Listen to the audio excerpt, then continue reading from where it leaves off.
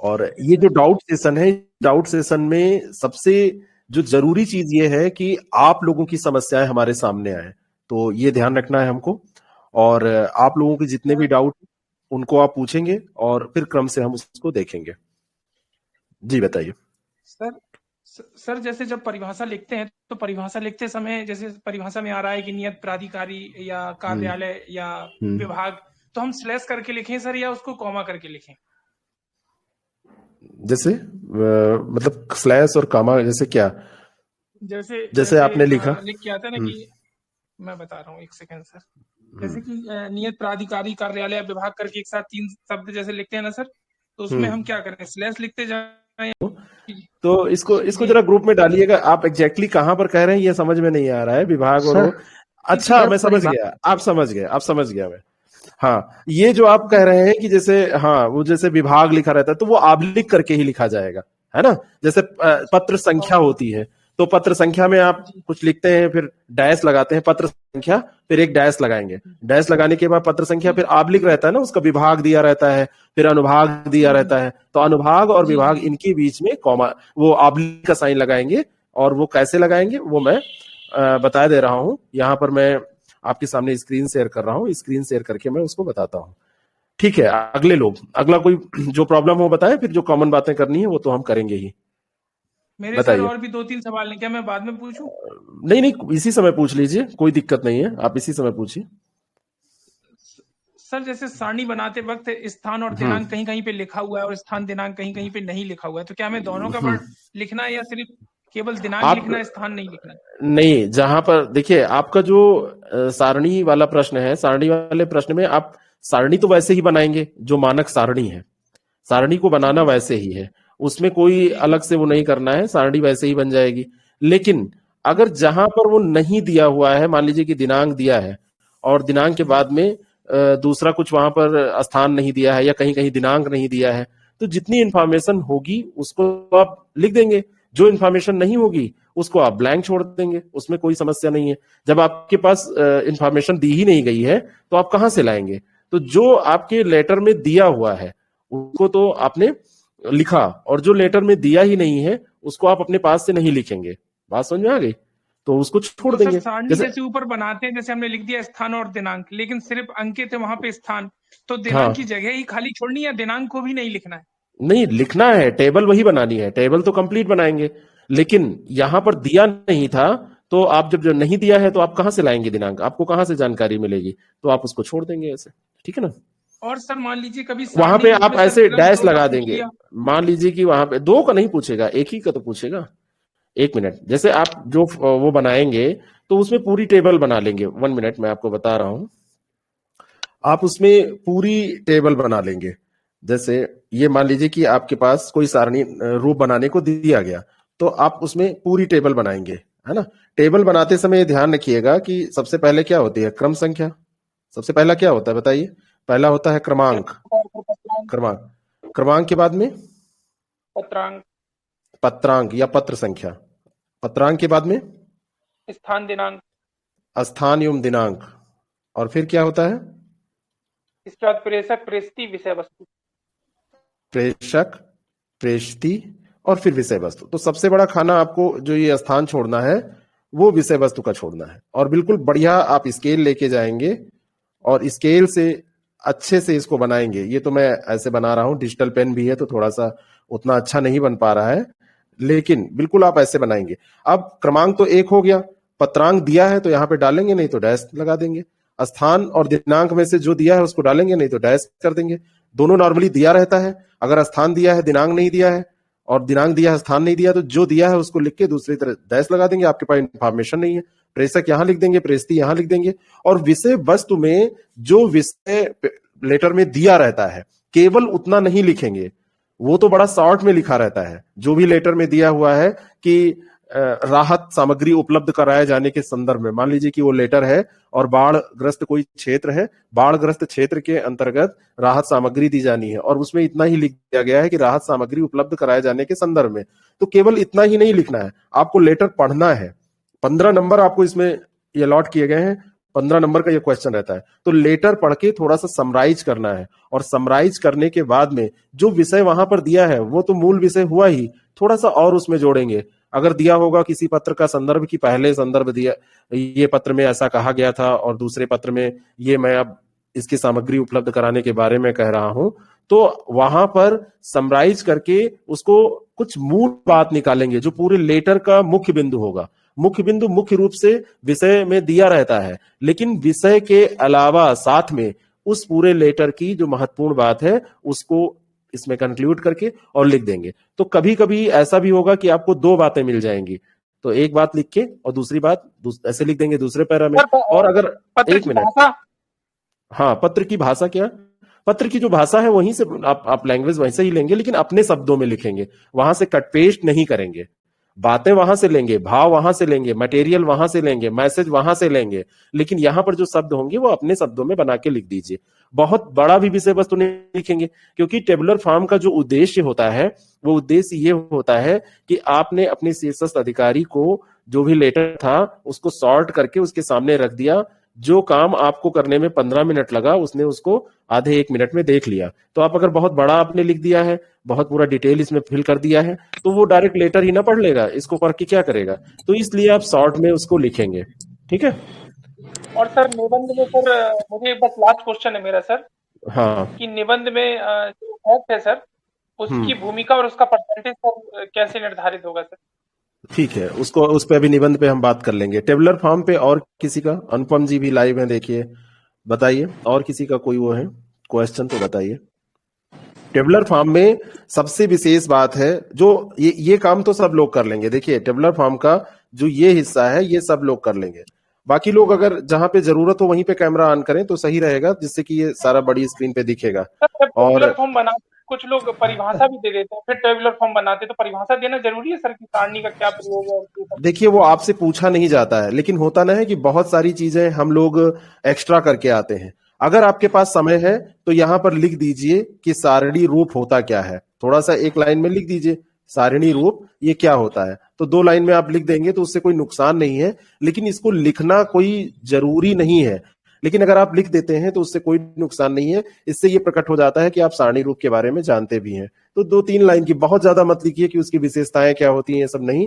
सारणी रूप क्या होता है थोड़ा सा इसको लिख के आपने बता दिया है तो उससे कोई नुकसान नहीं है। अगर आप देखिए ये क्रमांक, पत्रांक, स्थान, दिनांक, प्रेषक, प्रेषित तो सब लोग लिख देते हैं, लेकिन जब ये विषय वस्तु वाला मटेरियल आप जितना सटीक लिखते हैं, जितना अच्छा लिखेंगे, जिसने केवल उठा के विषय से ही कॉपी पेस्ट कर दिया है तो उसको 8-10 नंबर के बीच में मिलेंगे, 8 नंबर 9 नंबर मिल जाएंगे, 7 नंबर 8 नंबर मिल जाएंगे, 8 के आसपास नंबर मिलेंगे मार्क्स जो होंगे।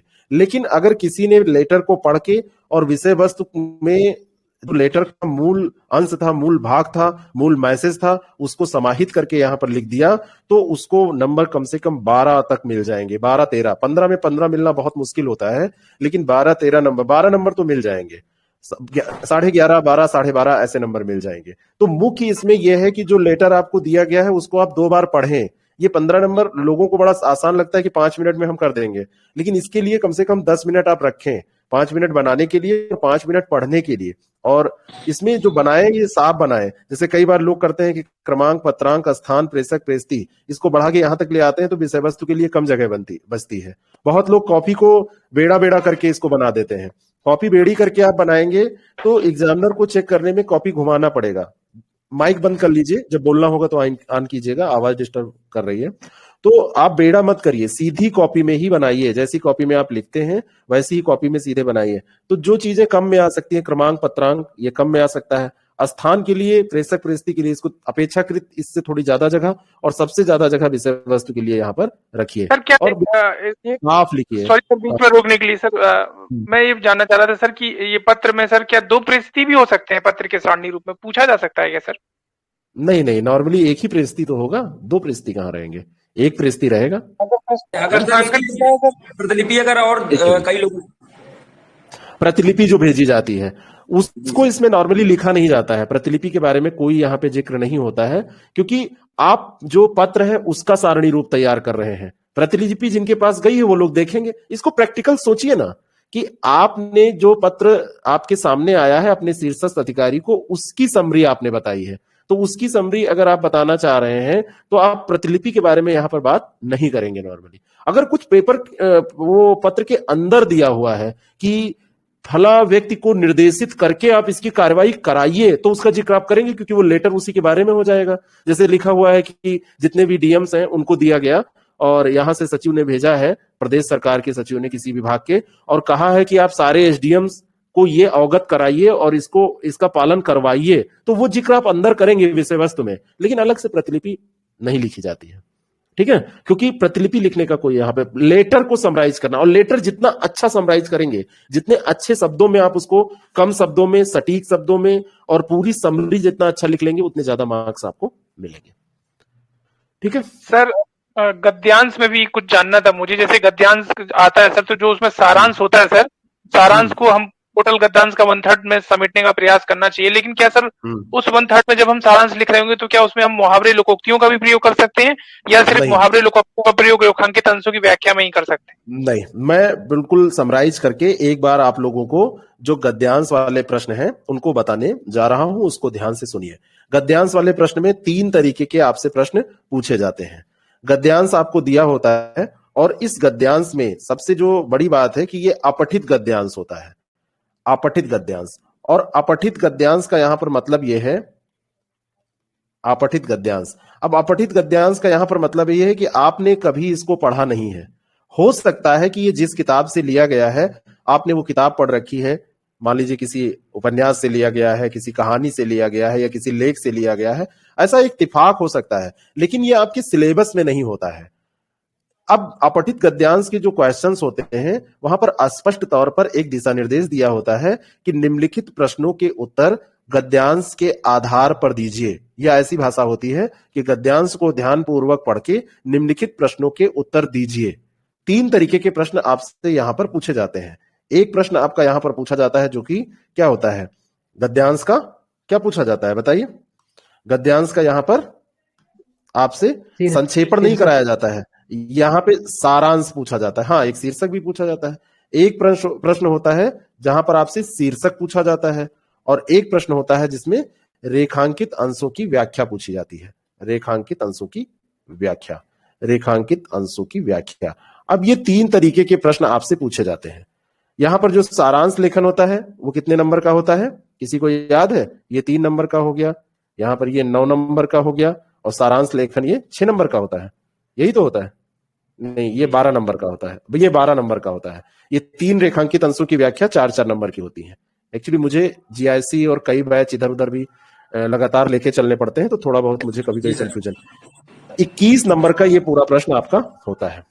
ठीक है, ये 21 नंबर में सबसे बड़ी बात है कि आप सिलेबस, आपको ये पता तो होता है कि ये क्या क्या पूछा जाएगा, और ये इसकी बड़ी खास बात है, निश्चित होता है कि यही पूछा जाएगा, सारांश, शीर्षक, रेखांकित अंशों की व्याख्या। लेकिन यहां पर आपका कुछ पढ़ा हुआ नहीं आता है।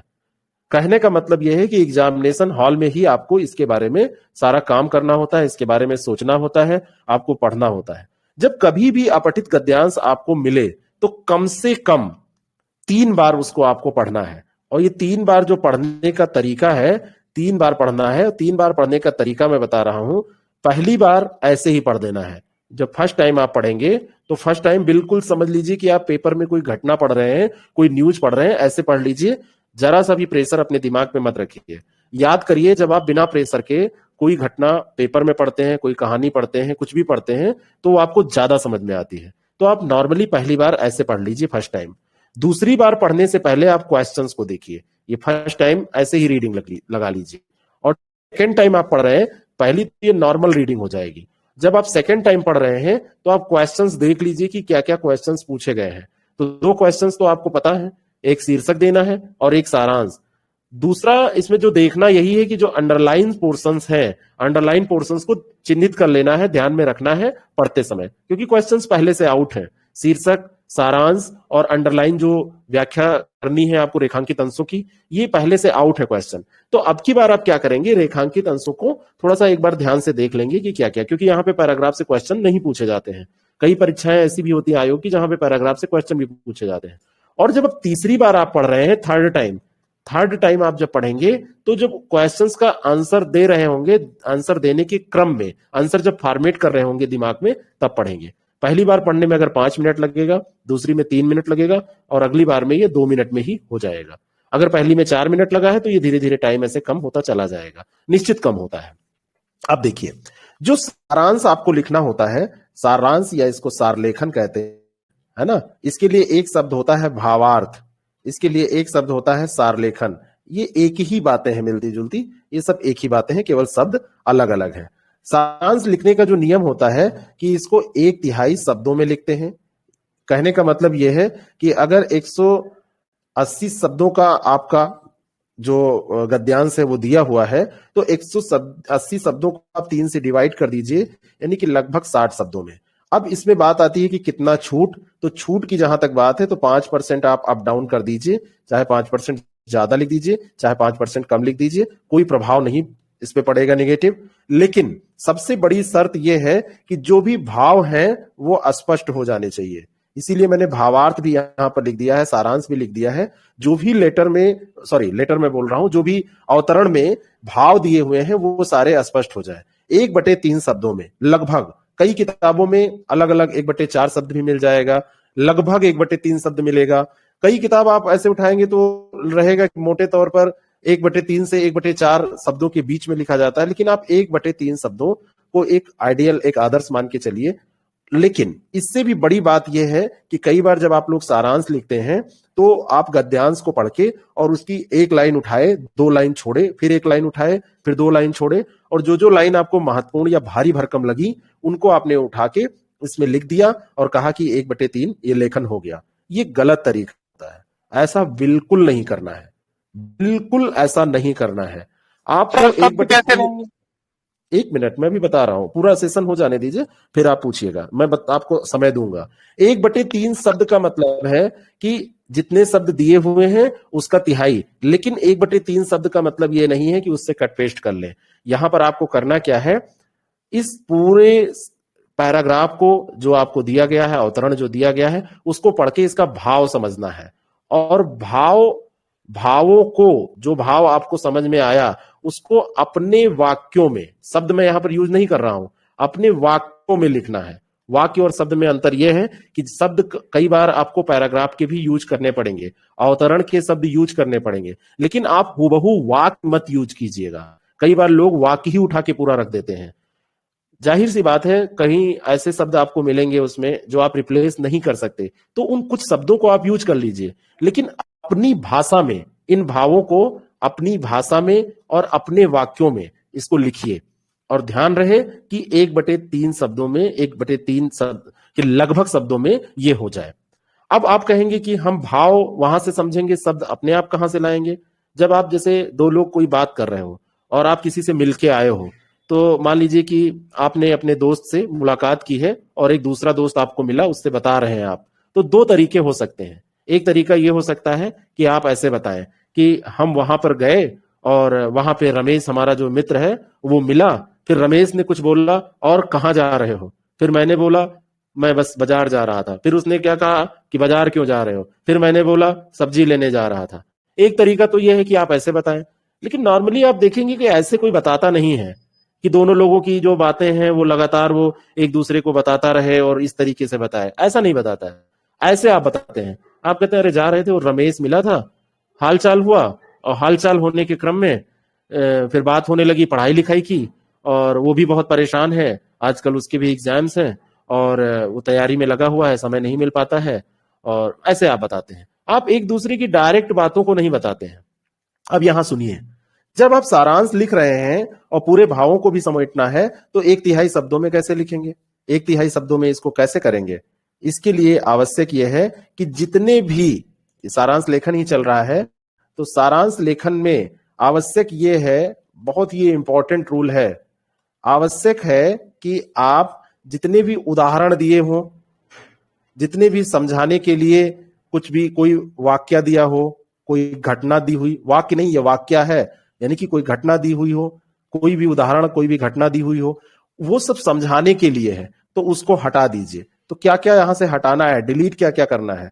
कोई भी उदाहरण, कोई भी वाक्य, कोई भी घटना या फिर वहां पर इसको समझाने के लिए कोई भी कभी कभी कंपैरिजन किया जाता है, तुलना किया जाता है, तो कोई भी तुलना दी हुई हो उन सबको हटा दीजिए। लोकोक्तियां दी हुई हो, मुहावरे दिए हों, लोकोक्तियां मुहावरों को भी इससे हटा दीजिए, उदाहरणों को हटा दीजिए, समझाने के लिए जितना भी काम किया गया है उसको हटा दीजिए। जो मुख्य बात है, जैसे मैंने आपसे कोई चीज बताई, कही कि यहां से हजरतगंज 5 किलोमीटर दूर है जहां पे मैं बैठा हूं, और फिर मैंने उसके बारे में बताया कि जब जाने लगोगे तो विधानसभा भी पास पड़ेगी, इधर से जाओगे तो चिड़ियाघर भी पड़ेगा। लेकिन मुख्य बात थी कि हजरतगंज 5 किलोमीटर दूर है, बाकी जो हम बात कर रहे हैं कि चिड़ियाघर भी पड़ेगा, वो एक सहायता के लिए कर रहे हैं कि जब आप जा रहे हो तो जाते समय आपको बीच में ये सारी चीजें, ये लैंडमार्क्स दिखें तो आपको लगे कि हाँ हम सही रास्ते पे जा रहे हैं। लेकिन अगर इसको हम ना भी बताते तब भी आप जा सकते थे, आसानी से आप वहां पहुंच जाते। तो जितने भी उदाहरण, घटनाएं, तुलना, लोकोक्ति, मुहावरे, कोई भी, जैसे मान लीजिए कि कोई उदाहरण, कोई भी पंक्ति दी हुई है, कोई कोट्स दिया हुआ है ना, कोई उक्ति दी हुई है, तो इन सबको रिमूव कर देंगे, इन सबको हटा देंगे सारांश लेखन में। और जो मुख्य बात, एक है ना कि सार सार गहलिया थोथा दिया उड़ाए, वही वाली स्थिति यहां होती है। जैसे भूसा और गेहूं एक में मिला होता है, तो आप उसको पछोड़ते हैं, ओसाने का काम करते हैं, तो भूसा भूसा उड़ा देते हैं, केवल गेहूं गेहूं जो भारी है वो बचा लेते हैं। तो वहां पे जो कोर सेंट्रल आइडिया जो है, जो आप बचपन में अंग्रेजी में पढ़ते थे, तो सेंट्रल आइडिया, मूल विचार जो है। आवाज नहीं आ रही है? हेलो, आवाज नहीं आ रही है? बहुत दब के आ रही है, कम आ रही है। आवाज कम आ रही है? और लोगों को भी लग रहा है? सर मुझे क्लियर आ रही है। और लोग, एक दो लोग क्लियर? सही आ रही है सर। सही आ रही है ना? आप इलाहाबाद से बोल रहे हैं इसलिए इलाहाबाद में आवाज दब रही है क्या? सर मैं ग्रेटर नोएडा से बोल रहा हूँ, सही आवाज आ रही। ग्रेटर नोएडा में सही है, इलाहाबाद में थोड़ी सी दब रही है। इलाहाबाद में कौन दबंग आ गया? गोरखपुर में भी सही है, मुजफ्फरनगर हूँ सर, सही आ रही है। भौकाल में भी सही आ रही है, मुजफ्फरनगर में है भौकाल। दूसरा पार्ट आ गया है, बैंगलोर में भी देखो सही है। अच्छा, कितनी विविधता है। आप देखिए, आप एक प्लेटफॉर्म पे, अगर ये यही क्लास ऑफलाइन होती तो इलाहाबाद, लखनऊ या आसपास के लोग होते, पूरे देश के लोग जुड़े हुए हैं। कितनी बढ़िया बात है ये। ठीक है, आवाज अपनी बढ़ा लीजिए, डिजिटल लाइफ है सर। हाँ ठीक है। तो अब यहां पर क्या करेंगे, सेंट्रल आइडिया, मूल विचार जो होगा उसको आप निकालेंगे। मैंने बताया ना कि गेहूं और जो भूसा है वो दोनों मिला हुआ है, और भूसा है, इसमें उदाहरण, कोई घटना, कोई तुलनात्मक बातें लिखी हुई हैं, लोकोक्ति मुहावरों का प्रयोग हुआ है, उक्तियों का, ये सब उसमें हटा देंगे। अब हटा तो देंगे, लेकिन आप कैसे लिखेंगे? माइक सब लोग बंद कर लीजिए, जब बोलना हो तो ऑन कीजिएगा। अब सारांश लिखते समय करेंगे क्या? तो आपने एक पढ़ा है, अनेक शब्दों के लिए एक शब्द। तो अनेक शब्दों के लिए एक शब्द अगर कोई आपको याद आ गया, वहां पे मान लीजिए कि उसमें कुछ जीने की इच्छा की बात हुई है, तो आपने उसके लिए कौन सा शब्द यूज कर दिया? बताइए, कोई जीने की इच्छा रखने वाला कौन होता है? है ना? तो और जीने की इच्छा रखने वाला जिजीविषु हो जाता है। तो आपने एक शब्द ये यूज कर लिया।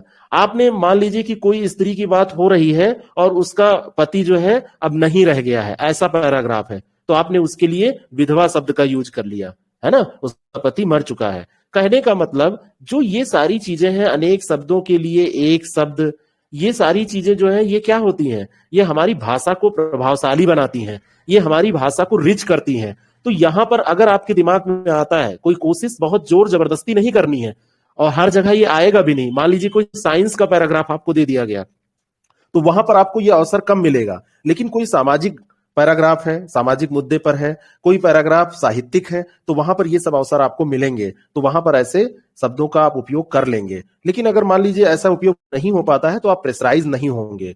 तो अनेक शब्दों के लिए एक शब्द, ये आपकी सिंगारिक भाषा बनाएगा। कम शब्दों में आप ज्यादा बात कर पाएंगे। जैसे होता नहीं, इसमें आपकी वाक पटुता देखी जाती है। यहाँ पे देखा जाता है कि आप कितना शॉर्ट में बात कर सकते हैं और सारी काम की बात कर सकते हैं। ज्यादा बोलने वाला इंसान किसी को भी नहीं अच्छा लगता है।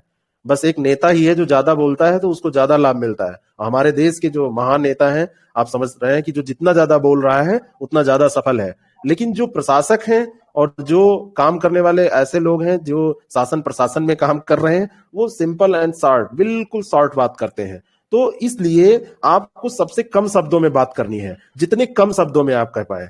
तो इन सारी चीजों को हटाइए। इन सब कोई भी जैसे सूक्ति परक वाक्य है, जो सूक्त वाले वाक्य होते हैं, तो सूक्ति परक वाक्य को आप यहां पर लिखिए और इसका कोई प्रयास अलग से नहीं करना है। अगर याद आता है, मान लीजिए कोई लंबी चौड़ी बात है कि जैसे कहना है कि राम कल लखनऊ गया और लखनऊ से उसने पेन खरीदी, पेन बड़ी सुंदर थी, फिर पेन लेके उसने और कोई काम नहीं किया, पेन लेके ही वहां से चला आया।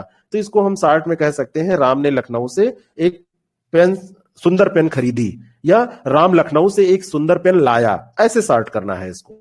बातें बड़ी लिखी थी कि राम लखनऊ गया, राम ने वहां पे राम बाजार गया, लखनऊ के स्टेशनरी मार्केट गया, वहां से राम ने सुंदर पेन खरीदी, पेन के अलावा वो कुछ नहीं लाया और वापस लौट आया। तो आप इतना एक लाइन में उसको कह सकते हैं कि राम लखनऊ से सुंदर पेन लाया, है ना। ये उदाहरण है। बाकी आप सब यहाँ पर पीजी ग्रेजुएट तो सारे लोग ही हैं, सब जानते हैं कि कैसे इसको सॉर्ट करेंगे। जबरदस्ती कुछ नहीं करना है, फोर्स कुछ नहीं करना है कि बिल्कुल दबाव डाल के आपको हर हाल में अनेक शब्दों के लिए एक शब्द, जैसे कई बार नियम जब हम लोग बता देते हैं या हम लोग डिस्कस कर लेते हैं तो आप लोगों को लगता है कि इसका प्रयोग सारे हथियारों का प्रयोग करना ही है। रसा यूक्रेन के खिलाफ भी एक साथ सारे हथियारों का प्रयोग नहीं कर रहा है, स्टेप बाय स्टेप चल रहा है। भाई पहली बार में भी तो परमाणु बम दाग सकता था, लेकिन वो लास्ट के लिए रखा है, धीरे धीरे एक एक करके निकाल रहा है। तो हर हथियार हर जगह काम नहीं आएंगे, जहां पर जैसा होगा आप उसका उपयोग कर लिया करेंगे, ध्यान रखिएगा। अब दूसरी चीज ये है कि इसको शॉर्ट में लिखते समय क्या क्या ध्यान रखना है। बहुत बड़े बड़े पैराग्राफ ना बनाए, वाक्य ना बनाए, छोटे छोटे वाक्य बनाए। और छोटे छोटे वाक्यों का मतलब ये नहीं कि बहुत छोटे, नॉर्मल, तो छोटे छोटे वाक्यों में इसको लिखिए।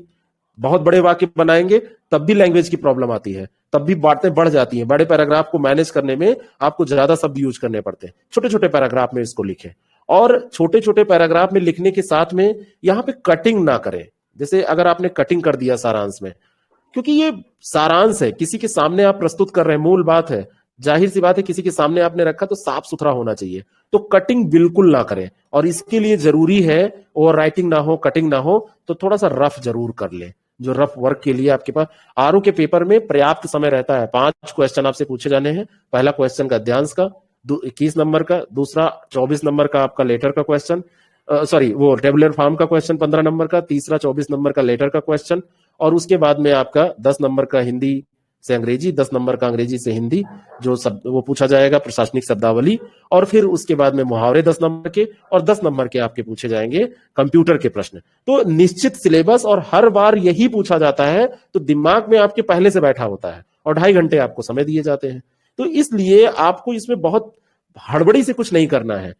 हर एक चीज की रोज प्रैक्टिस यहां आपके ग्रुप में चल रही है, तो आप यहीं पे समय नियत कर लीजिए, और बहुत परेशान होके नहीं करना है कि हड़बड़ हड़बड़ हड़बड़ हड़बड़, रफ करिए, और रफ कर लीजिए मोटे मोटे तौर पे चीजें उसमें, या इसमें सारांश में तो आप पूरा रफ पे लिख लीजिए, जो भी कटिंग करनी है रफ पे करिए, और फिर उठा के देख देख के उसको अच्छे शब्दों में यहां पर बिना कटिंग के फेयर कर दीजिए। और लिखने की जो आपकी राइटिंग होनी चाहिए, वो उसमें गैपिंग बहुत अच्छा आपको रखना है, जो पढ़ने में अस्पष्ट हो। कई बार लोग क्या करते हैं कि सब कुछ सही करते हैं, मैटर बहुत अच्छा होता है, लेकिन वो गैपिंग इतना खराब कर देते हैं, उसके बीच में इतना कम गैप रखते हैं कि वो लगता है कि पेपर की बड़ी क्राइसिस थी। तो उससे 2 चीजें, एक तो आपका व्यक्तित्व दिखता है कि व्यक्तित्व आपका ऐसा क्या है कि बिल्कुल आप छिछलेदर वाले व्यक्तित्व वाले हैं, और बहुत ही मतलब बचत वाली चीजें आप सोचते हैं कि पेपर बचाओ पेपर बचाओ। बचत करना ठीक है, लेकिन इसको एक शब्द होता है कि मतलब बहुत कंजूस टाइप के, तो प्रशासन में बहुत कंजूसी नहीं चलेगी। जहां पे आप जाएंगे तो वहां पर थोड़ा सा खुला दिमाग, तो जो लोग, जैसे होता क्या है, आप किसी ऑफिसर्स के पास जाइए और उससे कोई कांटेक्ट नंबर मांगिए, तो वो एक पेपर उठाएगा सामने, A4 साइज पेपर, और एक कांटेक्ट नंबर लिखने के लिए यहां पर आपको लिख के और पूरा पेपर ऐसे थमा देगा। अब आपको लगेगा कि ये इतना छोटा सा कांटेक्ट नंबर लिखने के लिए पूरे पेपर की जरूरत नहीं थी, या एड्रेस लिखने के लिए एक कोने में काम चल सकता था। यही आप किसी क्लर्क से आप करके देखिए, कोई इसमें क्लर्क हो तो बुरा नहीं मानेगा। एक बात मैं बता रहा हूं, माइंडसेट बता रहा हूं, सब लोग तो आप अधिकारी बनने जा रहे हैं, तो वो क्या करेंगे, इसको मोड़ेंगे, फिर जितनी देर में एड्रेस लिखने में समय नहीं लगेगा, उससे ज्यादा इसको मोड़ के फिर फोल्ड करके फिर निकाल के उसको देंगे। तो ये एक सोच होती है। आपको यहां क्या करना है, अस्पष्ट लिखना है, पेपर पर्याप्त दिया जाता है। लास्ट ईयर इन्होंने मुहावरे वाले में थोड़ी सी कुछ गलतियां की थी। 1 पेज इन्होंने दिया था, यहां इसमें मुहावरे छपे हुए थे, और इतनी ही जगह मिली थी लिखने के लिए।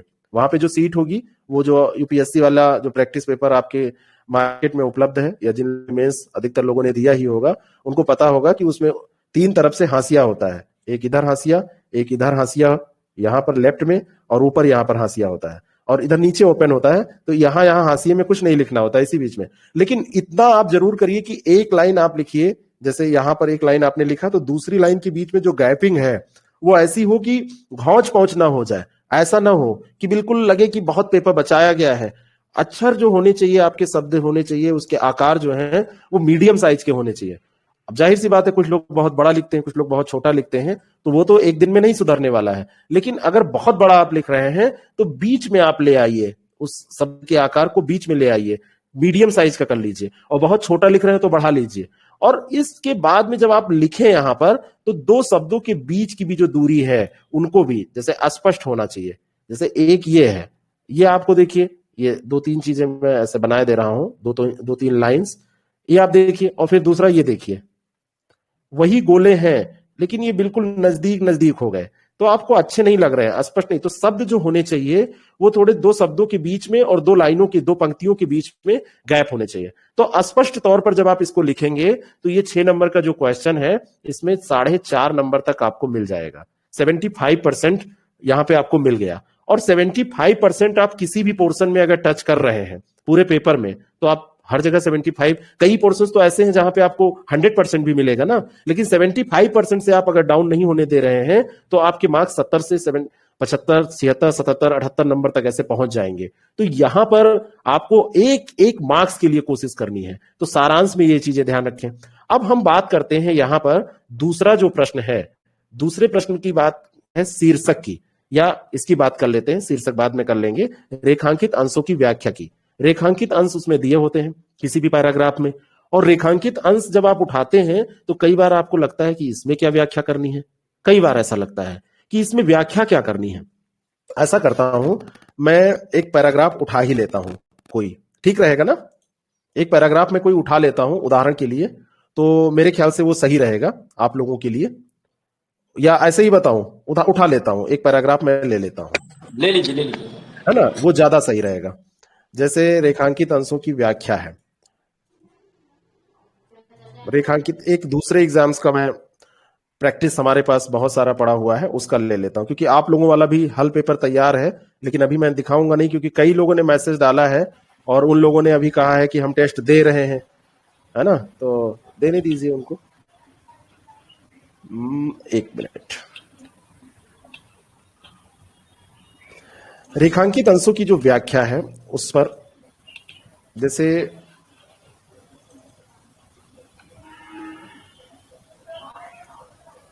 माइक सब लोग बंद कर लीजिए, आवाज बहुत आ रही है, आसपास की जो आवाज है वो बहुत आ रही है।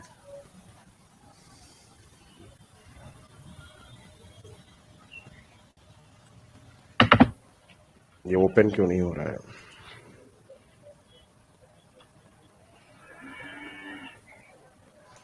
गाय भैंस सब कुछ तो बोल रही है।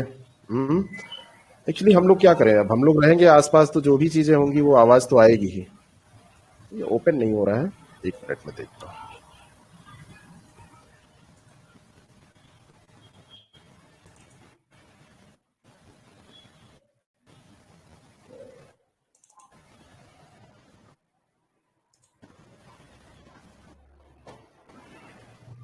न जाने क्यों ओपन नहीं हो रहा है।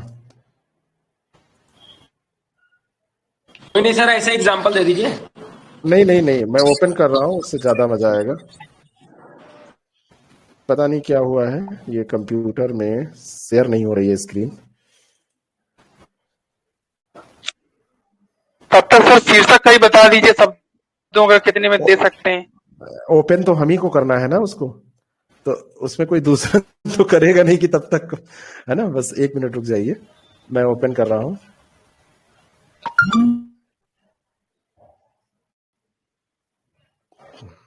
चलिए हम लोग ऐसे ही बात कर लेते हैं। जैसे रेखांकित अंशों की व्याख्या है, किसी दिन फिर हम सेशन करेंगे तो उसमें उदाहरण ले लेंगे, पता नहीं क्यों स्क्रीन शेयर नहीं हो रही है वो। तो रेखांकित अंशों की व्याख्या, कई बार जब आप रेखांकित अंश देखेंगे तो आपको लगेगा कि इसमें रेखांकित अंश जो दिया है इसकी व्याख्या तो की ही नहीं जा सकती। जैसे सिंपल सी बात है, उसमें कोई सामान्य सी बात है, साहित्य के बारे में कही गई है और उसमें लेखक ने जो विचार व्यक्त किया है वो आपके सामने ऐसे ही रख दिया गया, और आप उसको देखेंगे तो आपको लगेगा कि इसमें क्या व्याख्या की जाए, ये तो व्याख्या करने का कुछ है ही नहीं है इसमें, और आपको लगेगा कि ये फालतू का दिया है, हम इसमें अब कुछ बनावटी लिख दें। लेकिन मैं आपको दिखा रहा हूं, स्क्रीन भी शेयर हो गई है। जैसे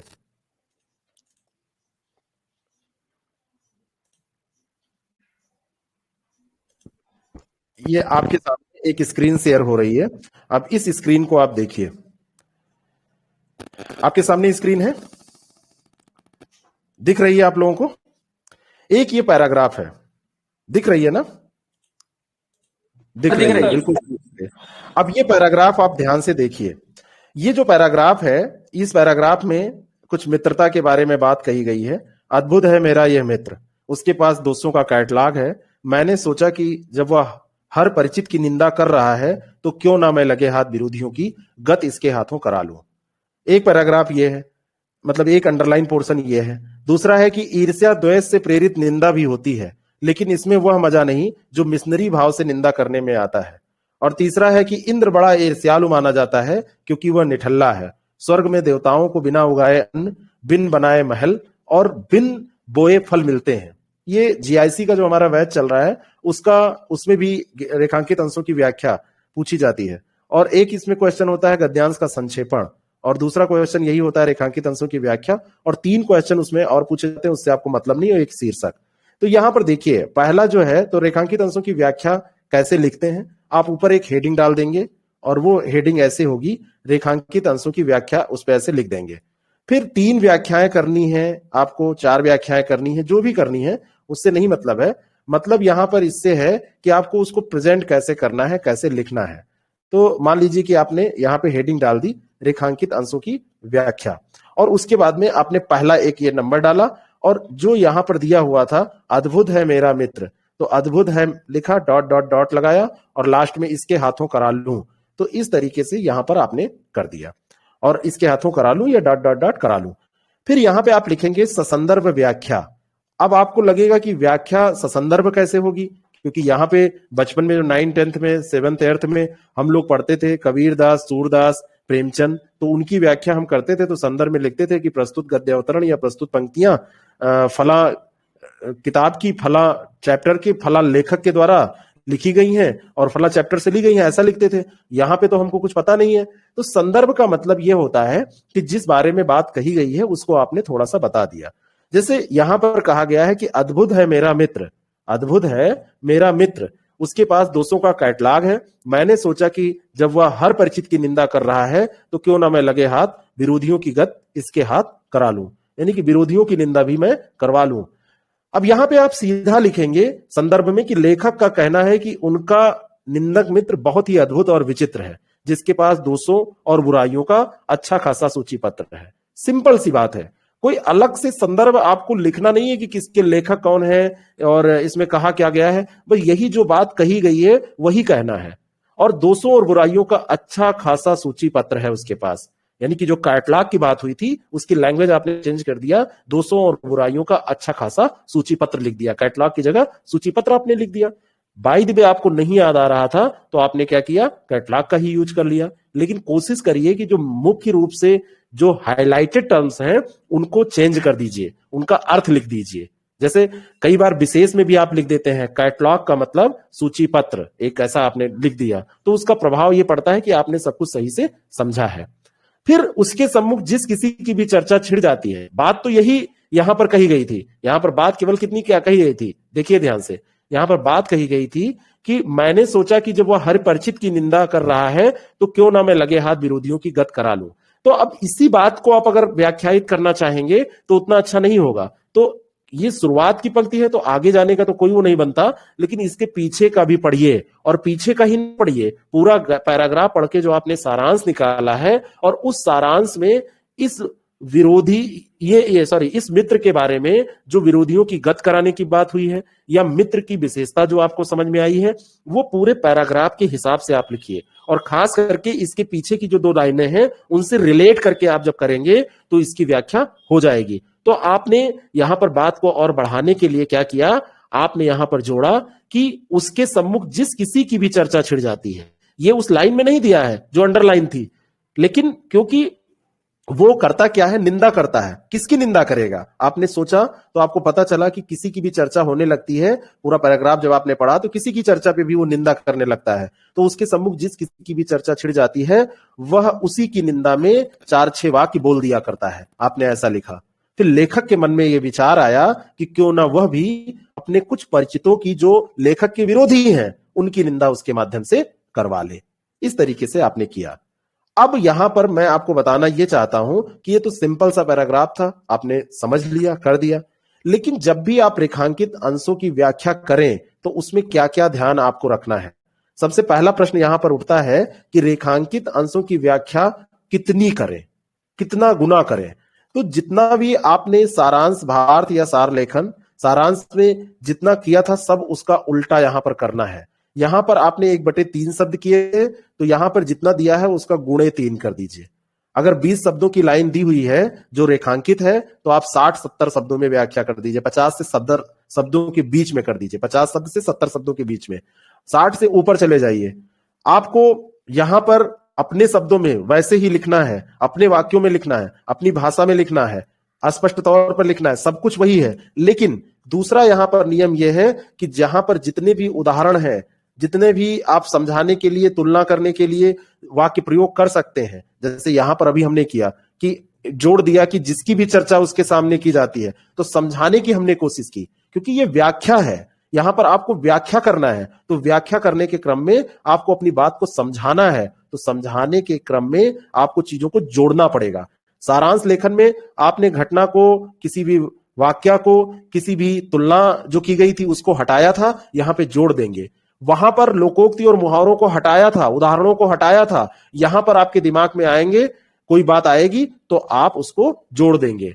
जैसे अगर कोई नहीं आती आपके दिमाग में बात तो कोई बात नहीं, लेकिन अगर ऐसी कोई लोकोक्ति या मुहावरे याद आते हैं जिसमें दूसरों की निंदा की गई हो, कोई मुहावरा किसी को याद आ रहा हो जिसमें किसी की निंदा की बात की गई हो, जैसे होता नहीं कि लोग अपने दुख से नहीं दूसरों के सुख से दुखी होते हैं, तो अगर आप इसको रिलेट कर पाइए तो इसको यहाँ पे जोड़ दीजिए। ये भी एक मुहावरा है, ये भी एक लोकोक्ति है। कुछ भी आपको घटना याद आए या ऐसी कोई कहानी याद आए या ऐसा कोई वाक्य याद आए जहां पर आपको लगे कि ऐसी बात कहीं और की गई थी लेकिन बहुत भटक के नहीं, तो आप जोड़ दीजिए। या किसी राइटर की कोई बहुत महत्वपूर्ण रचना है या किसी महान कवि लेखक ने, तुलसीदास जी ने, कबीरदास जी ने ऐसा कुछ कहा है, निंदक नियरे राखिए आंगन कुटी छवाए, है ना। तो इस तरीके से अगर कुछ याद आता है और उसमें फिट होता है तब आप ऐसा करिए। जैसे वहां पे निंदक की बात की गई है तो वहां पे निंदक की विशेषता बताई गई है कि निंदक अगर आपके पास होता है उसको पास में रखिए तो आपकी कमियों को बताया करता है ना।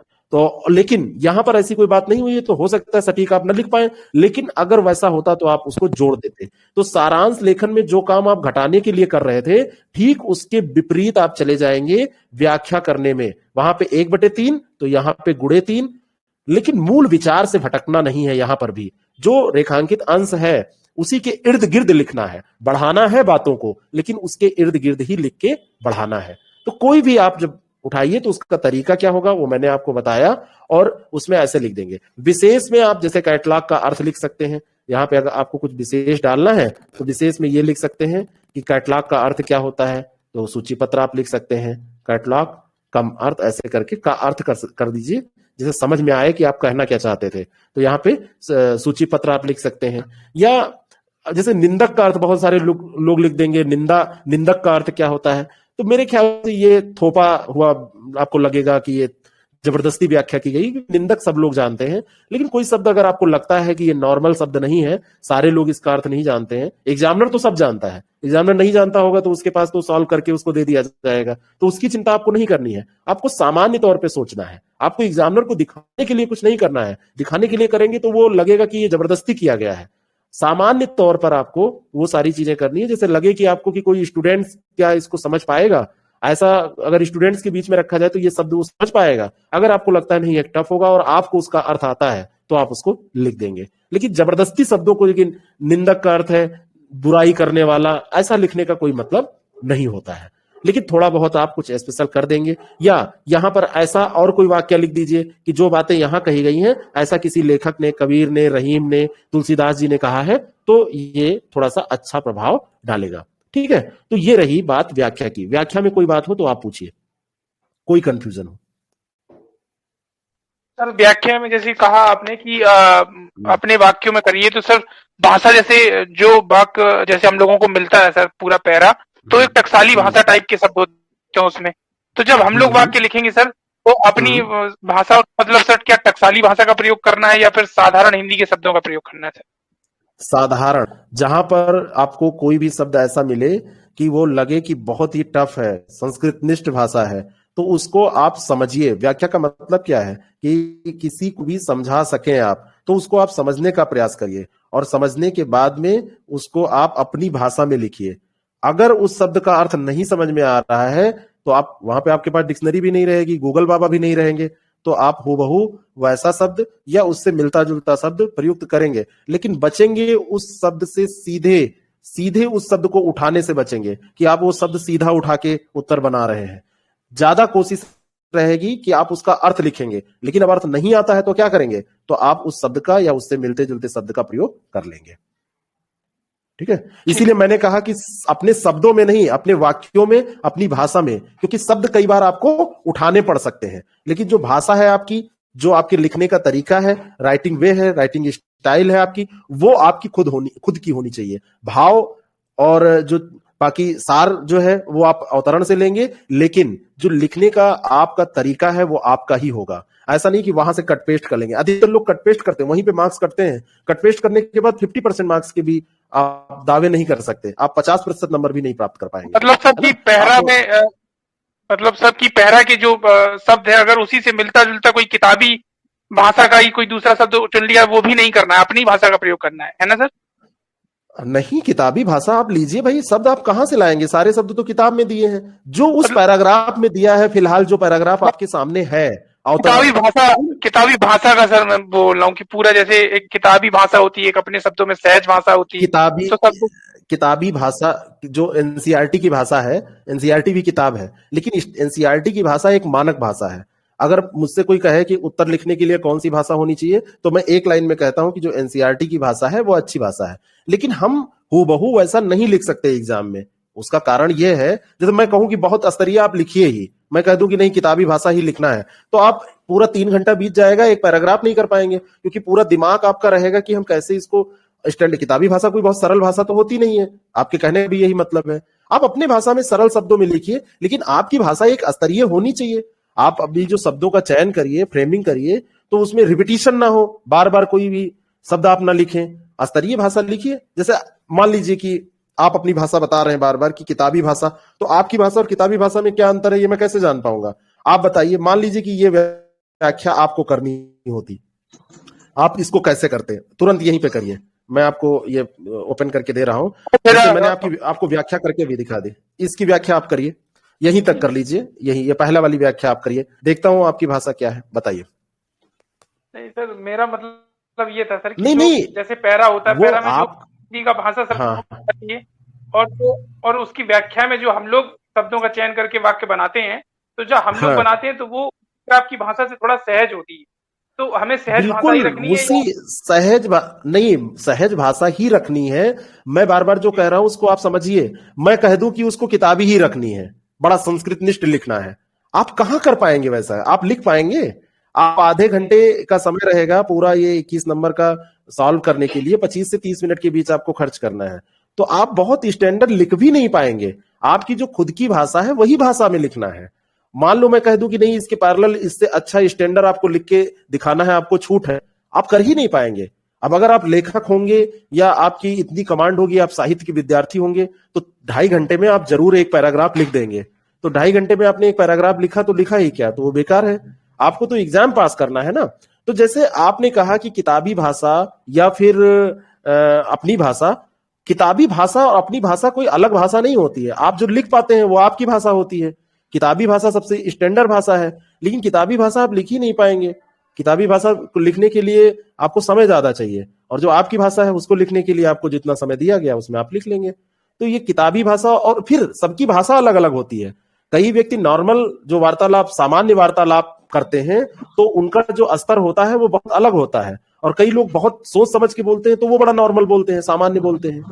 तो आपकी जो भाषा है, मैंने तो वही कहा ना कि एनसीईआरटी की जो भाषा है वो बहुत स्टैंडर्ड में मानता हूं, लेकिन वैसा भी लिखना सामान्य परिस्थितियों में संभव नहीं होता। आप अपनी भाषा में लिखिए, लेकिन आपके जब, इसीलिए मैं पूछ रहा था कि आप जैसे इसको कैसे लिखेंगे, मैं देखूं कि आपकी भाषा और किताबी भाषा में कितना अंतर है।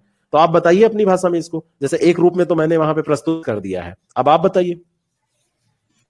सर इसमें ऐसी शुरुआत करेंगे कि प्रस्तुतावतरण में लेखक का मत है कि फिर इसके आगे जो भी मतलब थोड़ा सा टाइम लगेगा सर फ्रेमिंग करने में, तो वही है नहीं सर तो करिए ना, मैं सर, हाँ 1 मिनट का समय देता हूँ। सर मैंने पूरा पेपर सॉल्व करके मैंने अपलोड कर दिया सर, जब मेरा वो चेक हो जाएगा तो मैं खुद समझ जाऊंगा कि मेरी भाषा कैसी।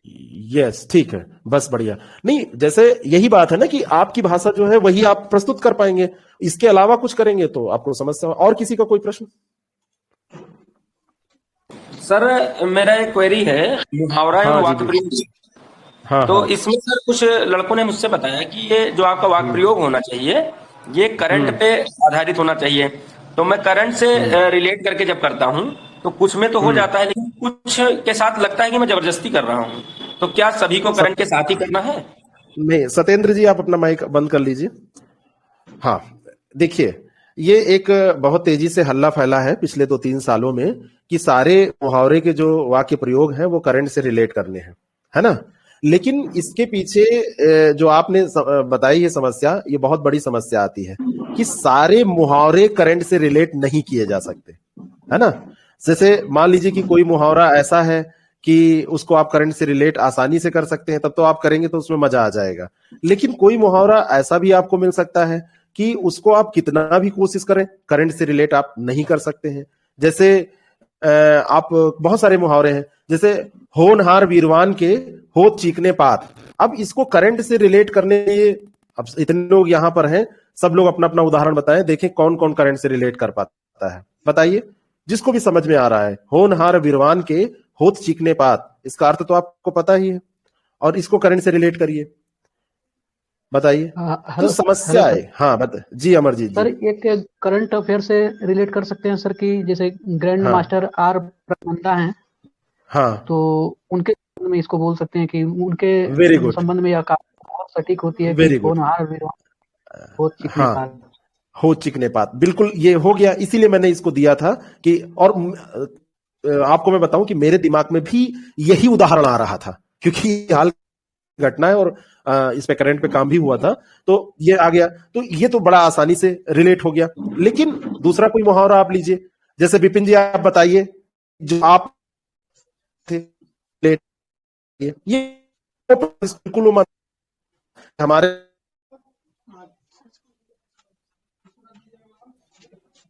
सर आवाज कट रही है बहुत ज्यादा। हेलो,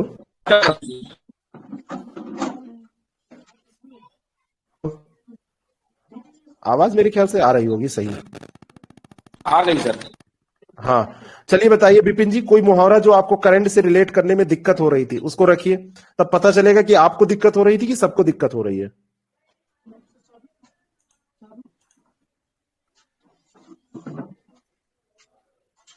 विपिन जी आप मुझे सुन रहे हैं? हाँ बताइए, जिसमें दिक्कत हो रही थी। सर इसमें तो दिक्कत नहीं हो रही है, ज्यादातर ये इसमें नहीं होगी। हाँ इसमें नहीं होगी जो हमने बताया, होनहार वीरवान के हो चिकने पात। जिसमें आपको हो रही थी वो मुहावरा रखिए, क्योंकि मुहावरों की तो लिस्ट बड़ी लंबी है। अभी तक तो सर उसमें कोई प्रॉब्लम आई नहीं है, जहां तक मुहावरे की बात है। हाँ और ठीक है, अभी तक कोई प्रॉब्लम नहीं आई। प्रॉब्लम आ रही है, आज मैं फर्स्ट टाइम जुड़ा हूं तो नहीं कोई दिक्कत नहीं है, यहाँ तो ओपन बात है। अब देखिए, मैं आपको कुछ मुहावरे के उदाहरण दिखा रहा हूँ, कुछ मुहावरों के उदाहरण मैं आपके सामने अभी रख रहा हूँ। कैसे लिखना है ये विशेष है। सारे मुहावरे, ये तो मैंने इसलिए आपसे कह दिया, सामने रख दिया कि जो दिक्कतें हो क्या सबके साथ हैं या केवल आपके साथ हैं, वो यहाँ पे क्लियर हो जाए। अब सर रमेश सुरेश का सर रमेश सुरेश का उदाहरण देने में सर क्या बुराई है? मतलब ठीक है पुराना है, लेकिन नंबर उसमें सर क्यों कटेंगे, मैं ये जानना चाहता हूँ, अगर वो फिट बैठ रहा है वाक्य प्रयोग में। हाँ बिल्कुल बढ़िया है, कोई बुराई नहीं है, मेरी बात सुनिए, कोई बुराई नहीं है। लेकिन जब आप बार बार बहुत कम स्तरीय चीजें लिखते हैं, जैसे रमेश सुरेश का उदाहरण तो हरदेव बाहरी जी की बुक में भी दिया है, रमेश सुरेश का उदाहरण आपको ये जो डॉक्टर वासुदेव नंदन प्रसाद में भी जो 10-15 मुहावरे दिए हैं, बहुत ज्यादा तो उन्होंने दिए ही नहीं है, बहुत कम दिया है उन्होंने भी ऐसे ही उदाहरण दिए हैं। कोई बुराई नहीं है। मैंने क्या कहा, मार्केट में 2-3 साल से ये बात बड़ी तेजी से फैली हुई है। सारे मुहावरे का वाक्य प्रयोग आप करंट से रिलेट करके नहीं कर सकते, लेकिन मेरा कहना है कि स्तरीय जरूर कर सकते हैं। जैसे अंधेर मचाना, ये मुहावरा है, स्क्रीन शेयर है ना, आपको दिख रही है ना, इसका अर्थ होता है जुल्म ढहाना। ठीक है, अब इसको आप सीधा कर सकते हैं कि रमेश ने सुरेश के घर पे जुल्म अंधेर मचा दिया या फलाने ने ऐसा कर दिया।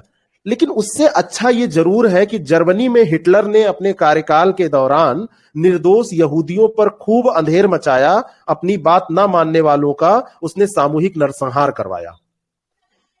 अब रमेश सुरेश ज्यादा अच्छा है या ये अच्छा है, ये अब दोनों में आप बताइए। यूक्रेन और रूस का भी उदाहरण दिया जा सकता है। अरे हो सकता है यूक्रेन, रूस, भारत, पाकिस्तान, कुछ भी आप करिए। मैं एक एग्जाम्पल दे रहा हूं। 10,000 है ना, 10,000 लोग एग्जाम देंगे तो उसमें कम से कम मान के चलिए 6-7 हजार प्रकार के उदाहरण आएंगे। ठीक है, उसको तो छोड़ दीजिए, एक उदाहरण के तौर पर बताइए ये सही है कि नहीं सही है। सही है सर, ये ज्यादा सही है। हाँ, ज्यादा कम अगर आप देखें तो रमेश सुरेश से ज्यादा ये सही है। बाकी आप यूक्रेन का बताइए, रूस यूक्रेन का बताइए, भारत पाकिस्तान पे जो सेट बैठे हैं उनको बता दीजिए, है ना, जो भी जैसे है उसको बना लीजिए। लेकिन रमेश सुरेश का कोई ऐसा विरोध नहीं है। कुछ समझ में ना आए तो आप रमेश सुरेश, दिनेश महेश, जो भी लिखना है लिख के आएंगे। आपका रमेश सुरेश के कारण मार्क्स नहीं कटेगा अगर वो सेट बैठ रहा है, लेकिन अगर आपने ऐसा कुछ कर दिया है तो इसकी छाप जरूर पड़ेगी। तो जो कटना था थोड़ा सा मार्क्स अगले इधर उधर क्वेश्चंस में, तो वो अस्तर आप एक दिखा देंगे तो लगेगा कि हाँ, बच्चे को थोड़ा सा स्तरीय वाक्य प्रयोग आता है, हिंदी के बारे में इसको जानकारी है। अगला मुहावरा है।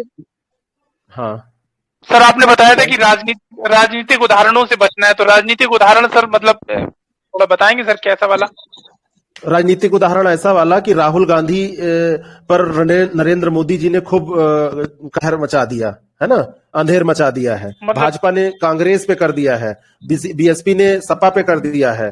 और वैश्विक स्तर पे हम दो देशों का दे सकते हैं, लेकिन व्यक्तिगत स्तर पे नहीं दे सकते।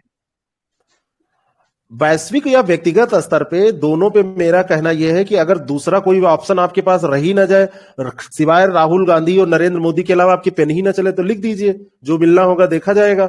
लेकिन जब दूसरे उदाहरण दे सकते हैं तो किसी का व्यक्तिगत तौर पे आप आलोचना क्यों करेंगे, किसी की पार्टी की आलोचना आप क्यों करेंगे? कॉपी चेक करने वाला पता चले वो कांग्रेसी है और आपने नरेंद्र मोदी जी को भी राहुल गांधी के वो दुनिया भर के मुहावरे लिखे है ना, वो कर दिया, तो किसी को भी आप ऐसा क्यों करेंगे?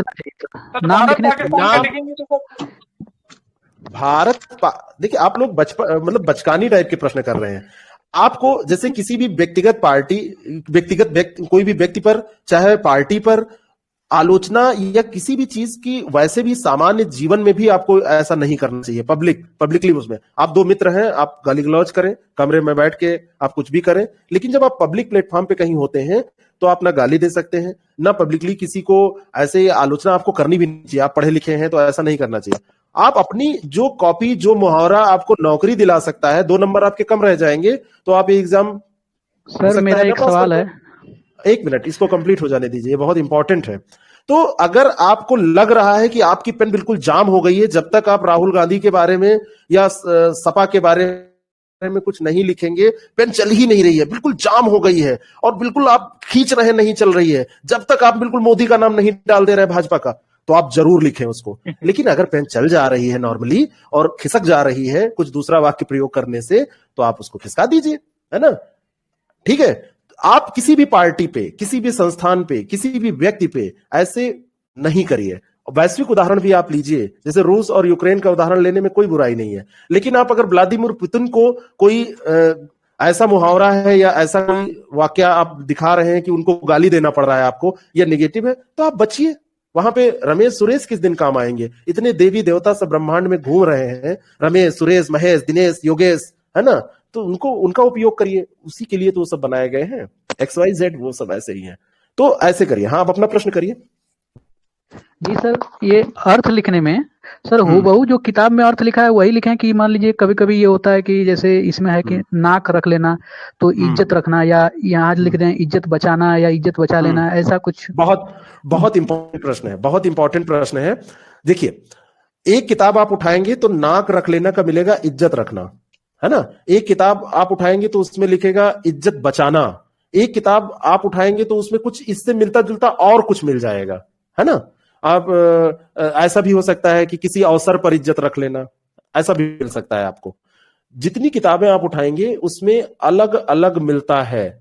आपको यहां पे ध्यान क्या रखना है, नाक रख लेना का एक मतलब है कि सम्मान बचा लेना, इज्जत रख लेना, है ना, इज्जत बचा लेना। तो चाहे सम्मान रखना, इज्जत बचा लेना, अगर इस तरीके की बात मिलती जुलती आप कर देंगे तब तो काम बन जाएगा आपका। इज्जत रखना, इज्जत बचाना दोनों चलेगा। लेकिन आपने नाक रख लेना का कुछ ऐसा लिख दिया, जैसे बहुत लोग कह देंगे कि नाक की बात हो रही है तो कुछ गुस्से की बात होगी, तो गुस्सा कर जाना या गुस्सा करना, ऐसा लिख दिया, तो वहां पर थोड़ी समस्या हो जाएगी। लेकिन ये 3 किताबों में 3 तरीके का मिल रहा है, लाज बचा लेना, इज्जत रख लेना, इज्जत बचा लेना। तो ये कुछ भी आप लिखेंगे और अगर सटीक वाक्य प्रयोग कर देंगे तो आपको मार्क्स मिल जाएंगे, क्योंकि कई किताबों में भी अलग अलग मिल रहा है तो आपकी उसमें कोई गलती नहीं है। ऐसा तो दिया नहीं आयोग ने कि आपको हरदेव बाहरी पढ़ के ही जाना है, तो अगर ऐसा दिया होता तो आप उसी का लिखते। बात समझ में आ रही है? तो बड़ा आयोग जो है आपके मार्क्स नॉर्मली बहुत आसानी से नहीं काटता है। आयोग आपको जब एग्जामिनर के सामने कॉपी रखी जाती है तो एग्जामिनर महोदय कोशिश करते हैं कि किसी भी तरीके से इनको मार्क्स दिया जाए। ये स्टूडेंट हमारे हैं, इनको मार्क्स दिया जाए, मतलब स्टूडेंट नहीं एस्पिरेंट्स हैं, तो इनको मार्क्स दिया जाए। लेकिन आप जब बहुत ब्लंडर कर देते हैं तो मार्क्स काटने पड़ते हैं।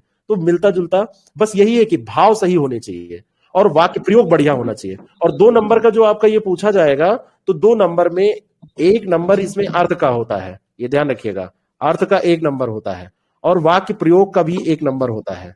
आधा नंबर इसमें, आधा 50% मार्क्स वाक्य प्रयोग का और 50% मार्क्स अर्थ का होता है। लेकिन अगर आपने अर्थ सही नहीं लिखा है, यहां पे अंधेर मचाना का मतलब आपने लिख दिया बिजली चले जाना या लाइट बुझा देना, ऐसा कुछ लिख दिया है, मतलब सही नहीं लिखा है, तो वाक्य प्रयोग भले आपने सही किया है, जब आपने अर्थ ही नहीं सही लिखा है, वाक्य प्रयोग भले सही किया है तो आपको मार्क्स 0 भी दिए जा सकते हैं। लेकिन अगर आपने अर्थ सही लिखा है और वाक्य प्रयोग सही नहीं किया है तो 1 मार्क्स के 50% के तो भागीदार आप हो ही गए। उसके बाद में इतना दावा आप कर सकते हैं कि आपको 50% नंबर यानी कि 1 नंबर आपको जरूर दिया जाएगा। उसके बाद में अगर वाक्य प्रयोग सही है तो वाक्य प्रयोग पे आधा नंबर या फिर पूरा 1 नंबर आपको दिया जा रहा है। ये डिपेंड करेगा वाक्य प्रयोग का जो स्तर होगा, जो क्वालिटी होगी उस पे। तो अर्थ सही से याद करिए और वाक्य प्रयोग जो आप कर रहे हैं स्तरीय करिए। लेकिन फिर वही बात कि जहां तक हो सके किसी भी कॉन्ट्राडिक्टरी, किसी भी व्यक्तिगत, किसी भी ऐसा मुद्दा जो हो जिसमें पार्टी आ रही हो, संस्थान आ रहे हो, उनसे बचिए। राजनीतिक चीजों से ऐसे बचना चाहिए। अलग काम चल सकता है, जैसे है ये भी कहीं ना कहीं कुछ राजनीतिक ऐसी बात है, लेकिन ये बिल्कुल इतिहास ने सिद्ध कर दिया है कि उसने निर्दोष यहूदियों पर खूब अंधेर मचाया था, जुल्म ढहाया था।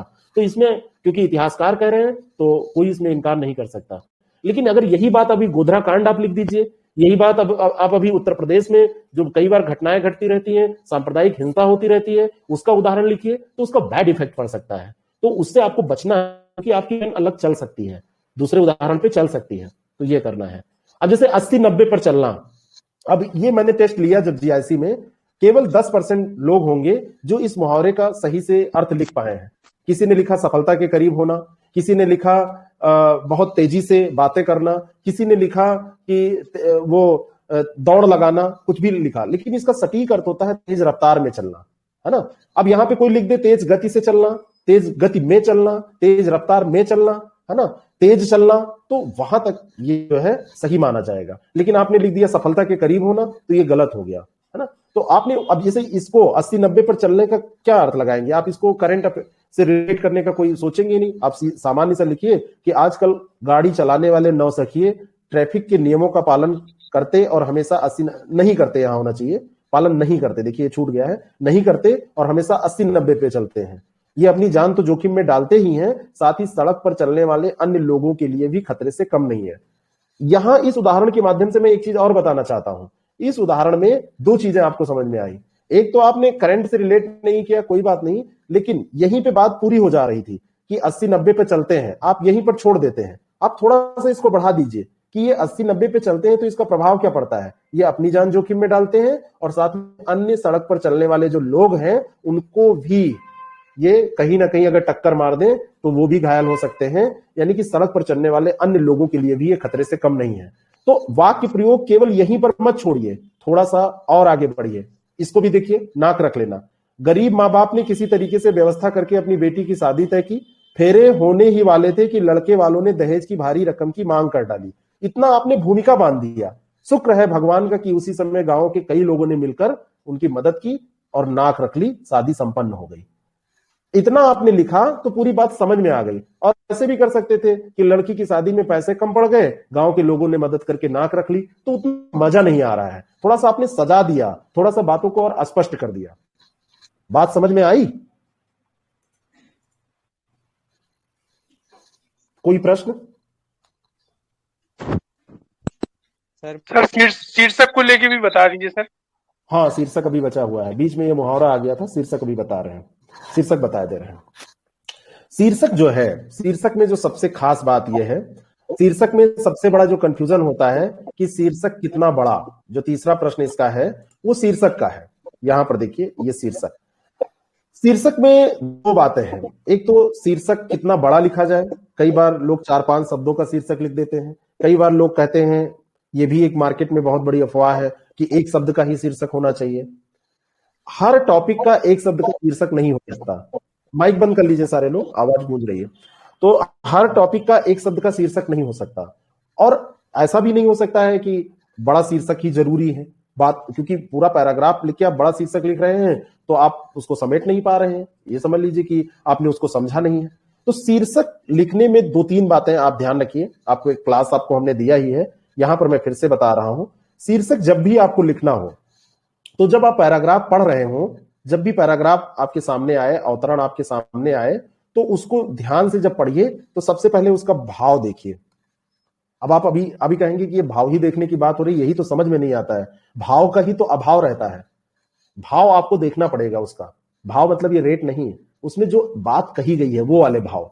तो ये भाव देखिए कि वास्तव में उस शीर्षक का भावार्थ क्या है, जो आपने सारांश लिखा है वो है क्या, वास्तव में वो कहना क्या चाहता है, मतलब किसके बारे में बात कर रहा है, अबाउट के बारे में, मतलब अबाउट किसके बारे में बात कर रहा है, ये कहना क्या चाहता है। जैसे है नहीं कि आखिर तुम कहना क्या चाहते हो, तो आप ये पकड़िए, देखिए कि वो लेखक जो है, क्योंकि कोई गद्य अवतरण किसी ने कभी ना कभी लिखा ही होगा, तो आखिर कहना क्या चाहता है, क्या समझाना चाहता है। जैसे अभी वाला पैराग्राफ है, उसी का मैं अभी उदाहरण लेके आपको बताऊंगा, तो कहना क्या चाहता है।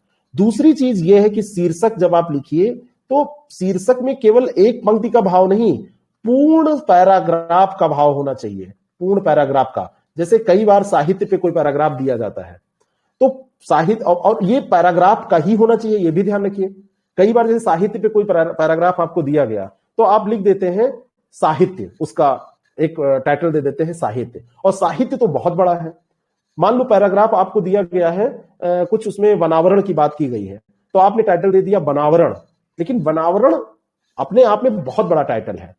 किसी भी मुद्दे पे बात की गई है, मान लो शांति पे, वैश्विक शांति, और उसमें आपने टाइटल दे दिया, शांति शब्द आया तो वैश्विक शांति आपने टाइटल दे दिया, लेकिन वो पैराग्राफ वैश्विक शांति कैसे लाई जाए इस पे बात कर रहा था, या वैश्विक अशांति के क्या कारण है इस पे बात कर रहा था। तो आपको उस पैराग्राफ पर कंसंट्रेट करना है कि मूल रूप से इस पैराग्राफ में क्या कहा जा रहा है, और शीर्षक पूरे पैराग्राफ पर आधारित होना चाहिए, 1-2 लाइन पर नहीं, लेकिन पूरे पैराग्राफ पर ही आधारित होना चाहिए, ना कि इधर उधर आप भटक जाए। साहित्य तो बहुत व्यापक है, लेकिन साहित्य के किसी एक पहलू पर बात की गई है। जैसे निंदा बहुत व्यापक है, लेकिन निंदा के किसी एक पहलू पर बात की गई है, तो आप कैसे उसको लिखें, ऐसा लिखें कि उस शब्द से उस पैराग्राफ का रिप्रेजेंटेशन हो जाए। जैसे आप कोई कहानी किसी को सुनाएं कि जैसे आप किसी जानवर के बारे में बता रहे हैं कि उसके 4 पैर होते हैं, 2 सींगें होती हैं, एक पूंछ होती है, नॉर्मली सफेद रंग की, कभी कभी ये काली चितकबरी मतलब भूरी भी ऐसी पाई जाती है, और ये हमको दूध देती है ना, और इसके जो बच्चे होते हैं वो खेती किसानी के काम आते हैं, और ये सब आप लिखते चले गए। अब यहां पर आपको समझ में नहीं आ रहा है कि ये है क्या, लेकिन लास्ट में एक लाइन उसने कहा गया कि वर्तमान समय में सरकार ने इसके संरक्षण के लिए बहुत प्रयास किए हैं और अगर इसकी हत्या की जाती है तो सजा का भी प्रावधान किया गया है। तो आप समझ गए कि ये गाय के बारे में बात हो रही थी, क्योंकि इसके पहले ये बकरी भी हो सकती थी। नहीं, बकरी नहीं हो सकती थी, क्योंकि खेती किसानी के काम उसके बच्चे कभी नहीं आए हैं। लेकिन गाय और भैंस में कंफ्यूजन हो सकता था। तो लास्ट लाइन आपको मिली तो पता चला कि ये गाय के बारे में बात हो रही है। तो ऐसा कुछ पकड़ना है आपको उस पैराग्राफ में कि वास्तव में कहा क्या जा रहा है। अब शीर्षक कितना बड़ा हो, कैसे निकालेंगे वो मैं भी बता दे रहा हूं, और इसी के बाद सेशन समाप्त भी करेंगे, फिर हम लोग मिलते रहेंगे। तो इसमें शीर्षक एक तो संक्षिप्त होना चाहिए, ये सब आप किताबों में पढ़ते रहते हैं। सारगर्भित होना चाहिए, ये सब आप पढ़ते हैं। और ये इसका मतलब क्या है सारगर्भित का, कि ये जो पैराग्राफ में कहा गया है वो संपूर्ण बात इस सारगर्भित शीर्षक में स्पष्ट हो जाए। और संक्षिप्त का मतलब ये है कि जितना छोटा कहा जा सके, जितने छोटे में, कभी कभी 2 शब्दों में भी कहा जा सकेगा, कभी कभी इसके लिए आपको 4 शब्द भी प्रयोग करने पड़े तो कोई बड़ी बात नहीं, और कभी कभी 1 शब्द में भी हो जाएगा, लेकिन डिपेंड करेगा कि कैसा पैराग्राफ है। तो संक्षिप्त हो, सारगर्भित हो, कोशिश करिए कि 1-2 शब्दों में। सबसे बढ़िया टाइटल होता है नॉर्मली 2 शब्द 3 शब्द में। जब बहुत बड़ा हो जाता है तो जैसे किसी फिल्म का नाम है आक्रोश, फिल्म का नाम है कुली, तो ये ज्यादा अच्छा लगता है। और अगर ऐसा है मैंने प्यार क्यों किया, तो थोड़ा सा लगने लगता है भाई जो भी किया होगा, मैं क्या जानूं क्यों किया। इतना लंबा तो इसका शीर्षक ही है। कई फिल्में बनी है जो बहुत बड़ी, लेकिन जो जैसे शोले कितना बढ़िया गजब का लग रहा है, अब उसमें बसंती टांगे वाली अगर रख देते या कुछ ऐसा रख देते तो उतना अच्छा ना लगता। तो जैसे कहिए गोदान, गबन, ये सब रचनाएं देखिए कितनी बढ़िया है, तो अच्छे लगते हैं, टाइटल इसके अच्छे लगते हैं। अब बात आती है, ये सब तो ऐसी बातें हैं जो किताबों में आप पढ़ लेते हैं, ये आपके काम नहीं आती, लेकिन मैं आपको अब कुछ बातें बताऊंगा जो आपके काम आएंगी। ठीक है, स्क्रीन पे आपको सब दिख रहा था? हेलो, यस सर, दिख रहा है। क्या दिख रहा था? ये दिख रहा था ना। और मैंने इतनी देर पढ़ाया, जानते हो क्या है? मैंने पढ़ाया ये है इतनी देर, मैं स्क्रीन शेयर चेंज करना भूल गया था। मैं पढ़ा ये रहा था और हाँ सर ये मैं पढ़ा रहा था, मैं ये पढ़ा रहा था शीर्षक। एक मिनट शीर्षक कंप्लीट हो जाए तो क्वेश्चन पूछिए। पैराग्राफ पढ़िए, उसका भाव निकालिए। शीर्षक पूर्ण पैराग्राफ को रिप्रेजेंट करता होना चाहिए, संक्षिप्त होना चाहिए, सारगर्भित होना चाहिए, 1 शब्द का भी हो सकता है, 2 शब्द का, 4 शब्द का। ये मैं पढ़ा रहा था और मैं स्क्रीन चेंज करना भूल गया था। तो चलिए अब हम बात करते हैं। अभी आप प्रश्न पूछिएगा, बस 1 मिनट रुक जाइए, मैं थोड़ा सा इस पे और बता दूं कि शीर्षक कैसे छांटते हैं। जो उठाया है तो उसको कंप्लीट कर दें। ये सिद्धांत वाली बात तो सब लोग आपको बता देते हैं और यही लोग पढ़ते पढ़ाते हैं।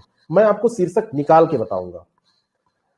यहां पे देखिए, ये पैराग्राफ, अद्भुत है मेरा यह मित्र, उसके पास 200 का कैटलॉग है। मैंने सोचा कि जब वह हाँ मैं दिखा रहा हूं पैराग्राफ।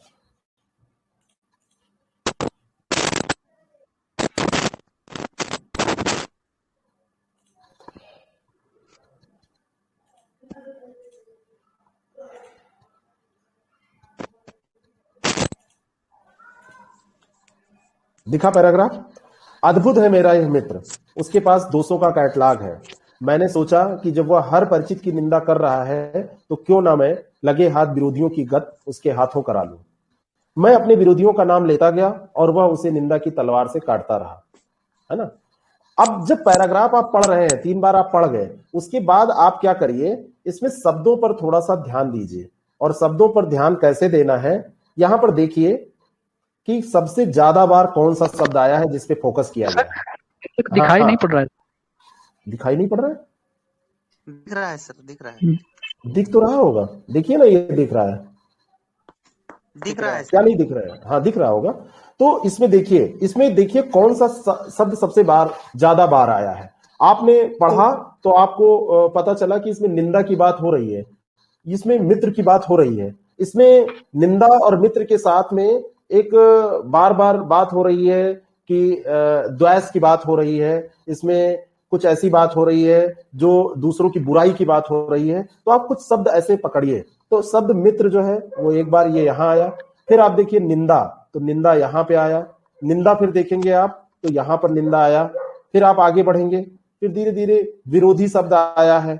लेकिन आगे और आप बढ़ते चले जाएंगे तो फिर यहां पर देखिए ईर्ष्या द्वेष से प्रेरित निंदा, फिर मिशनरी भाव से की गई निंदा, इस बार देखिए निंदक, तो निंदा और निंदक एक ही प्रकार के। ईर्ष्या द्वेष से 24 घंटे जलता है और निंदा का जल छिड़क कर कुछ शांति का अनुभव करता है। यहां पर भी निंदा आया है, यहां पर भी आप ऐसे बढ़ते चले जाएंगे तो ईर्ष्या द्वेष से प्रेरित निंदा, है ना, फिर निंदक, फिर आप देखेंगे ऐसे ही आगे बढ़ेंगे तो यहां पर देखेंगे निंदा का उद्गम ही हीनता और कमजोरी से होता है।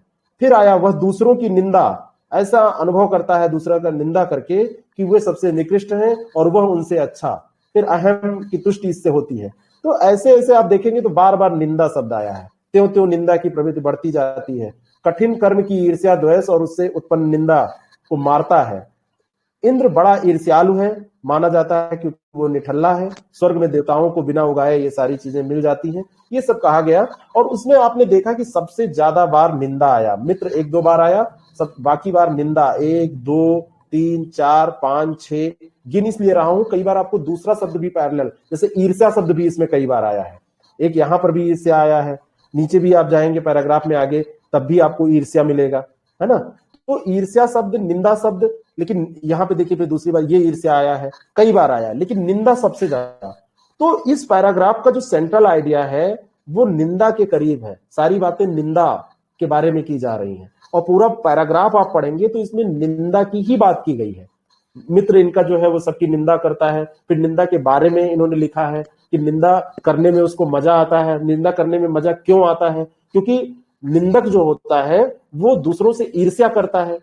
तो अब निंदा के आसपास का ही टाइटल इसका होगा, लेकिन अब निंदा के साथ केवल अगर आप निंदा लिख देते हैं तो मजा नहीं आएगा।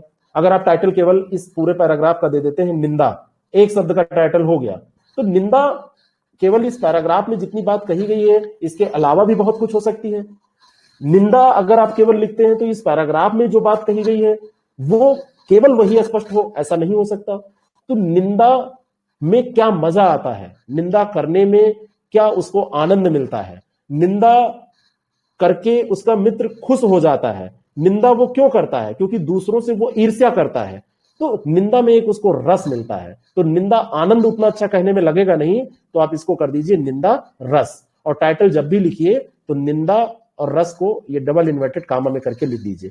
कई बार आप लोग कहेंगे कि निंदा रस के अलावा भी और टाइटल हमको समझ में आ रहा है, और वो हो सकता है ईर्ष्या जनित निंदा या ईर्ष्या के कारण निंदा, या आप ऐसा भी कर सकते हैं ईर्ष्या और निंदा का संबंध। मैं यहां पे इस पक्ष में रहता हूं कि आप कोशिश करिए कि एक टाइटल, 3-4 आपको समझ में आ रहे हैं निंदा के साथ आप बना पा रहे हैं, तो उनमें से कोई एक टाइटल आप चूज करिए और उसी को लिखिए जो सबसे बेस्ट आपको लगे।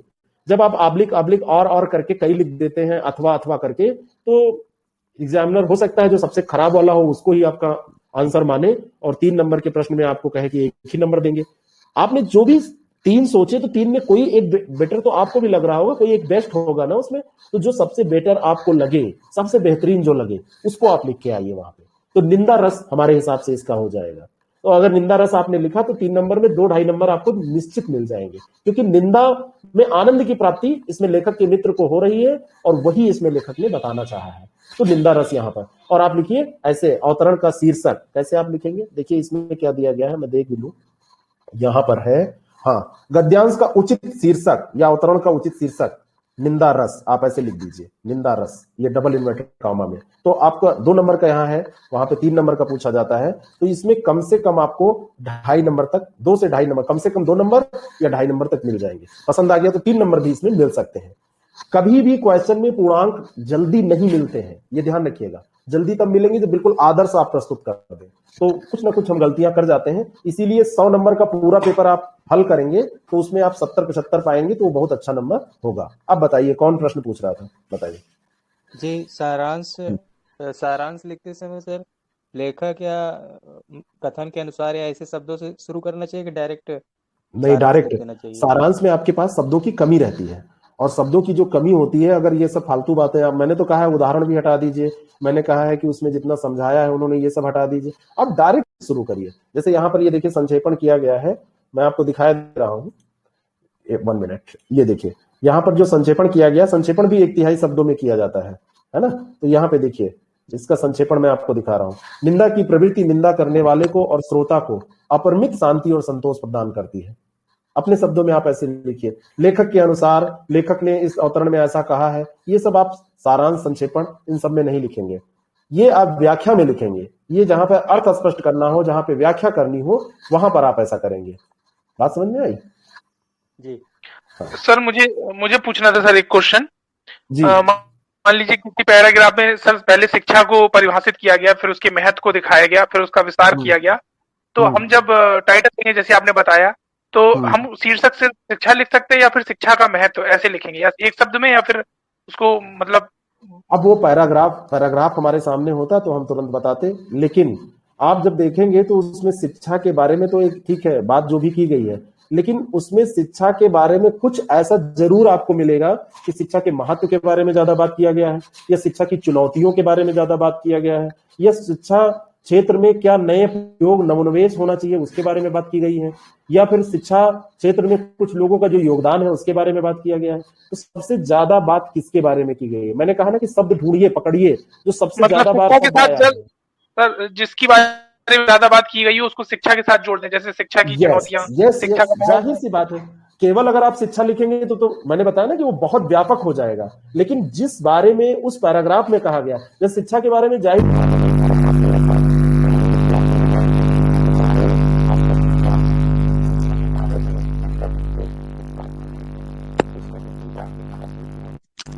सर आपकी आवाज नहीं आ रही।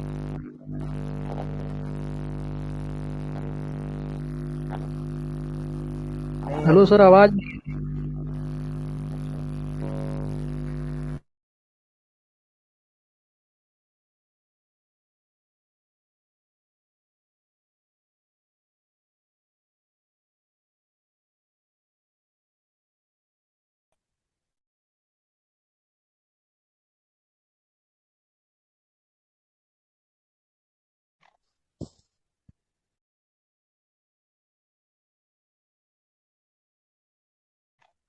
आवाज नहीं आ रही है सर। नहीं आ रही सर। सर आवाज चली गई।